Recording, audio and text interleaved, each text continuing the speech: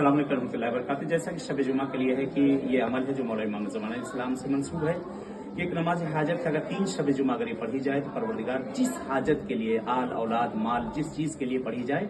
तो 3 शब जुमा भी खत्म नहीं होगी, खुदा वो इनायत कर चुका था। इसमें करना क्या है आपको, सबसे पहले 2 रकात नमाज हाजत मैं पढ़ता हूँ या पढ़ती हूँ मौला इमाम ज़माना की, और जो हाजत नियत कर ले उसके कुर्बतन अल्लाह, और जो भी सूरे आपको पढ़ना हो जो पढ़े जाते हैं सुबह करम, पढ़ने के बाद नमाज जब आपकी खत्म हो जाए, नमाज खत्म होने के बाद देखिए कि जैसे यहाँ मैंने नमाज पढ़ी है तो नमाज खत्म होने के बाद अपनी जगह से उठकर एक कदम दाहिनी तरफ राइट की तरफ यहाँ हटकर खड़े हो जाए, खड़ा नहीं हो सकता तो बैठ जाए, और यहाँ पर एक जिक्र पढ़ना है 469 मरतबा, 469 मरतबा, या वसाले महदी अदरिकनी, या वसाले महदी अदरिकनी। पढ़ने के बाद दोबारा फिर उसी जगह पर वापस आ जाए, सजदे में जाकर 134 मरतबा, 134 मरतबा